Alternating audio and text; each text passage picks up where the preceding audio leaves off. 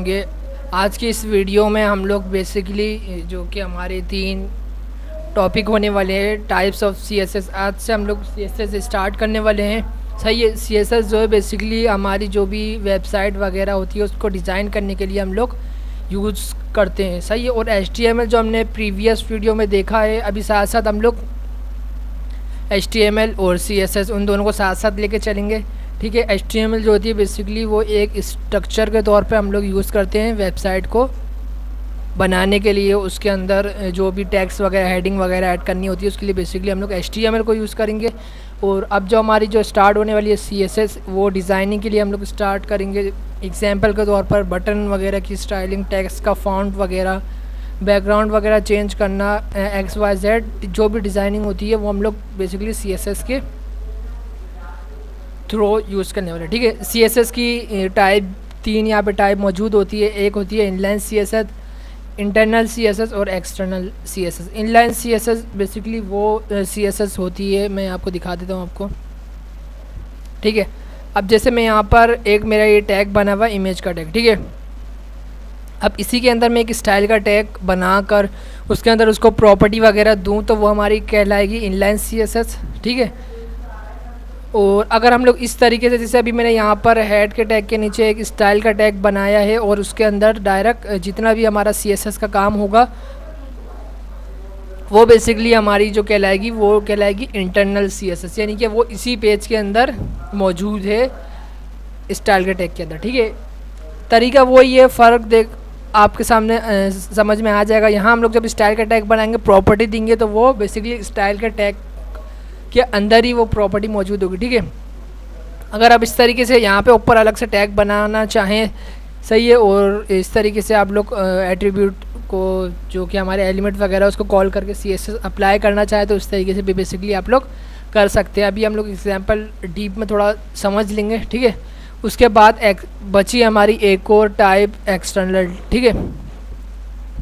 External CSS basically वो CSS होती है। अभी जो हमने इसी एचटीएमएल पेज के अंदर स्टाइल डॉट एचटीएमएल का पेज बनाया हुआ और इसी के अंदर स्टाइल का जो है हमारा वो टैग बना हुआ और उसके अंदर हम लोग सीएसएस का काम करें। इसके अलावा हम लोग यहाँ से अलग से न्यू फाइल पे क्लिक करके स्टाइल डॉट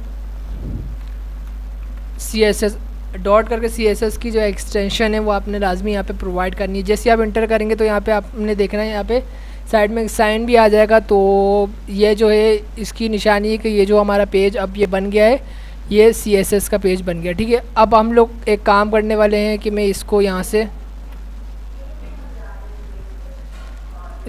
हटा देता हूँ और ये जितना भी हमने सीएसएस का काम ऑलरेडी प्रीवियस वीडियो में किया था इसको मैं यहाँ से कॉपी करता हूँ। बल्कि हम ऐसा करते हैं, बिल्कुल नए सिरे से यहाँ पे करते हैं, सारी चीज़ें मैं यहाँ से हटा देता हूँ। ठीक है।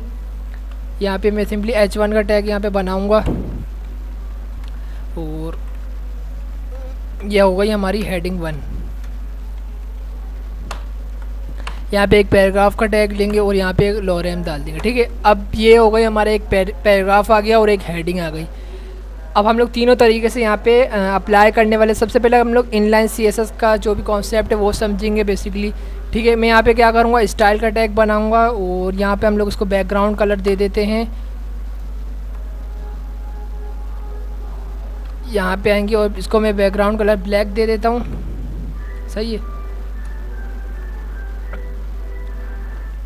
और यहाँ से हम बाहर आएंगे और यहाँ से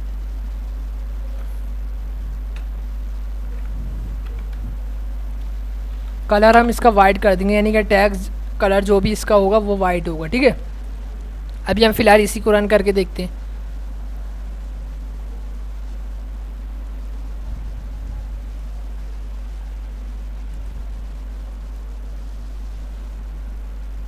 ये देखिए अभी जो हमने टैक्स का जो हमारी हेडिंग का था वो कलर जो दिया था वो बेसिकली जो हमारी टैक्स का कलर हो गया वाइट और बैकग्राउंड जो हमने दिया था वो हो गया ब्लैक। ठीक है। आप लोग इसी तरीके से नीचे हम पैराग्राफ को भी यही चीज़ दे सकते हैं। इसके लिए आप लोग क्या करना है, स्टाइल का टैग बनाना है और उसके अंदर आप जो भी प्रॉपर्टी देना चाहें, पैडिंग वगैरह देना चाहें, विड्थ वगैरह इसकी बढ़ाना चाहें, फ़ॉन्ट साइज़ भी आप यहाँ से इंक्रीज़ कर सकते हैं। जैसे कि मैं यहाँ से फ़ॉन्ट साइज़ करता हूँ और इसको हम लोग दे देते हैं 50 पिक्सल। ठीक है। इसके साथ आप लोग यहाँ पे हम लोग पैडिंग वगैरह भी दे सकते हैं। और मैं इसका बैकग्राउंड फ़िलहाल में ब्लैक कर देता हूँ। ये भी यहाँ पर सजेशन नहीं आ रही, इधर ये आ गई। ठीक है, बैकग्राउंड कलर यहाँ इससे हम लोग ब्लैक कर देंगे और यहाँ से हम लोग इसका कलर वाइट कर देंगे। इसके अलावा जो भी आप प्रॉपर्टी वगैरह यहाँ पे बहुत अप्लाई कर सकते हैं, बहुत सारी प्रॉपर्टी होती है यहाँ पे। इसके अलावा हम लोग यहाँ पर एक और चीज़ का ऐड कर देते हैं, फ़ॉन्ट फैमिली, जिसके अंदर हमारा फ़ॉन्ट्स वगैरह यहाँ पे हमें इसके स्टाइलिंग वगैरह यहाँ पे मिल जाते हैं। और भी चीज़ें यहाँ पे आप लोग आगे के हम लोग लेक्चर में वो देखते रहेंगे। ठीक है, अब देखें जो हमने ये फ़ॉन्ट फैमिली अप्लाई की थी वो इस पर अप्लाई हो गई। बैकग्राउंड वगैरह वो सारी चीज़ें जो भी हमने यहाँ पे दी थी वो यहाँ पर अप्लाई हो गई। ये कहलाती है इनलाइन CSS, यानी कि टैग के अंदर आप स्टाइल का टैग बनाएं और उसके अंदर जो भी आप लोग प्रॉपर्टी वगैरह दें वो इधर अप्लाई हो जाए। ठीक है, अब हम लोग क्या करने वाले हैं, इंटरनल CSS को अप्लाई करेंगे। सही है, यहाँ पे मैंने वो जो है हमारा स्टाइल का टैग यहाँ पे बनाया। अब ये जो प्रॉपर्टी मैंने यहाँ पे दी थी इसके अपोजिट में यहाँ पे दूसरी प्रॉपर्टी को हम लोग इस्तेमाल करेंगे। ठीक है, H1 का टैग बनाया हुआ मैंने यहाँ पे, तो सिंपली मैं यहाँ पर H1 लिखूँगा, यानी कि इसी जो हमारा एलिमेंट है इसी को हम लोग डायरेक्ट कॉल करवाएंगे। और एक मैं यहाँ पे बना लूँगा P का, यानी कि ये पैराग्राफ के उस पर ये प्रॉपर्टी अप्लाई होगी। सही है, नीचे हमने बैकग्राउंड कलर ब्लैक दिया था, यहाँ पे मैं ये वाला कर दूँगा। ठीक है, कलर हमने टेक्स्ट वाइट रखा था और यहाँ पे हम लोग कलर दे देते हैं जो कि इस पर नज़र आए सही मायनों में, ये वाला कलर दे देता हूँ। और इसके अलावा हम लोग यहाँ पर फ़ॉन्ट फैमिली भी दे देते हैं, यहाँ पे फ़ॉन्ट फैमिली यहाँ पे अप्लाई कर देते हैं।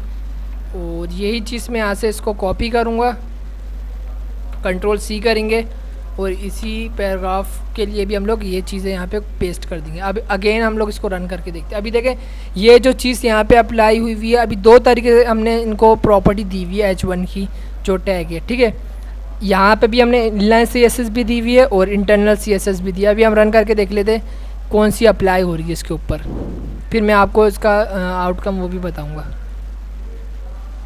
ठीक है, अभी जो हो रही है बेसिकली यही चीज़ अप्लाई हो रही है, क्योंकि जो भी ज़्यादा हमारे पास इम्पोर्टेंस जो दी जाती है वो इनलाइन CSS को दी जाती है। यानी कि अगर मैं ऊपर जितनी भी यहाँ पे प्रॉपर्टी यहाँ पर इसके ऊपर अप्लाई हुई हैं, ठीक है, भले ऊपर जितनी भी आप लोग इंटरनल में दे दें या फिर एक्सटर्नल में दे दें, उन सारी चीज़ों को इग्नोर किया जाएगा। ज़्यादा जो है इम्पॉर्टेंट जो होती है वो बेसिकली इनलाइन CSS को दी जाती है। यानी कि इस टैग के अंदर स्टाइल का टैग बना हुआ होगा, विड्थ आपने इसके अंदर दी हुई हो, कलर सेट किया हुआ हो, तो वो बेसिकली वही यही चीज़ अप्लाई होगी इसके ऊपर। अगर आप चाहते हैं कि ये जो चीज़ है ये एज इट इज़ यहाँ पे लिखे रहे, हम यहाँ से हटाएं भी ना, लेकिन जो है ये चीज़ यहाँ पे एग्जीक्यूट हो, तो फिर उसके लिए बेसिकली आपने एक कीवर्ड का इस्तेमाल करना है। यहाँ पे इम्पॉर्टेंट के नाम से यहाँ पे एक आता है। ठीक है, तो यहाँ से मैं इन सब कॉपी करके सबों के साथ यहाँ पे हम लोग पेस्ट कर देते हैं, Ctrl+V Ctrl+V। ठीक है, अगेन हम यहाँ से रन करके देख लेते हैं। अब जो है हमारा जो ये ऊपर हमने इंटरनल CSS अप्लाई की थी वही बेसिकली अप्लाई होगी इन टैग्स के ऊपर। ये देखिए जो हमने यहाँ पे अभी कॉल करवाई थी एट्रीब्यूट के ज़रिए से, वही प्रॉपर्टी अभी अप्लाई हो गई H1 पे और P1 के ऊपर। ठीक है, ये जो कहलाएगी हमारी कहलाएगी इनलाइन CSS। इसको मैं कमेंट कर दूंगा ताकि आपको यहाँ पे समझ में आ जाए। और ये बेसिकली जो हमने ऊपर टैग बनाया था वो हमारी कहलाएगी इंटरनल CSS। सही है, अब मैं क्या करने वाला हूँ कि यहाँ से आप लोग क्या करेंगे, यहाँ से मैं सारी चीज़ें यहाँ से हटाने वाला हूँ, जितनी भी हमने यहाँ पे प्रॉपर्टी यहाँ पे हमने दी थी ये मैं फ़िलहाल के लिए यहाँ से हटा देता हूँ। ये हट गई यहाँ से, और ये भी मैं यहाँ से हटा देता हूँ। ठीक है, और एक और काम करने वाले हम लोग के एक नई फ़ाइल बनाएंगे जो कि बेसिकली एक्सटर्नल CSS का काम करेगी वो हमारी फ़ाइल। यहाँ पे मैं आता हूँ और एक हम क्या करेंगे, न्यू फाइल बनाएंगे, उसको नाम देंगे style.css। ठीक है, जैसे ही आप style.css लिख के इंटर मारेंगे तो बेसिकली यहाँ पे ऑलरेडी हमारे पास बनी हुई है एक फ़ाइल CSS के नाम से। अब जितना भी आप लोग यहाँ पे काम करेंगे वो बिल्कुल इसी फॉर्मेट में। अभी देखें ये टैग स्टाइल के टैग के अंदर जितनी भी हमारे पास ये CSS लिखी हुई है वही चीज़ अगर आप यहाँ से इसको कॉपी करें, Ctrl+C करके मैं यहाँ से इसको हटा देता हूँ और यहाँ पर मैं इसको पेस्ट कर दूँगा। अब बेसिकली हो रहा है क्या है कि ये जो हमने style.css का जो एक पेज बनाया हुआ है वो जितना भी अब हम काम करेंगे CSS का वो इसी हमारी जो है style.css के पेज में वो रहेगा। और इसको लिंक करवाने के लिए यहाँ पर उसके लिए आपने क्या करना है कि यहाँ पे एक लिंक का टैग बनाना पड़ेगा और यहाँ पे कंट्रोल के साथ ये स्पेस बार प्रेस करना है। सजेशन में आपके पास ये पेज यहाँ पर आ जाएगा, वो इसको यहाँ पे कनेक्ट कर लेना है। रन करके देख लेते। अभी देखना फ़िलहाल यहाँ पे ये सारी चीज़ें मैं यहाँ से हटा देता हूँ ताकि आपको फ़र्क पता चल जाए इंटरनल CSS का और एक्सटर्नल CSS का। अभी देखें यहाँ पे CSS का बिल्कुल भी कोड यहाँ पे नहीं लिखा हुआ। रन करके देखता हूँ तो जितना भी हमने कोड लिखा था वो बेसिकली टेक्स्ट के ऊपर अप्लाई हुआ होगा। देखिए ये अप्लाई हुआ है। ठीक है, अब हो क्या रहा है कि ये जो हमने लिंक करवाया हुआ है CSS के पेज का, तो ये क्या कर रहा है कि हमारा जो ये लिंक करवा रहा है CSS के जो भी पेज हमने बनाया था style.css का, और CSS के अंदर जितना भी हम कोड लिखेंगे, जितने भी हम लोग एलिमेंट्स को एलिमेंट को हम लोग कॉल करवा कर जितनी भी प्रॉपर्टी देंगे वो बेसिकली यहाँ पर ऑटोमेटिक कॉल हो जाएंगी इन जो कि हमारे एलिमेंट्स वगैरह बने हुए।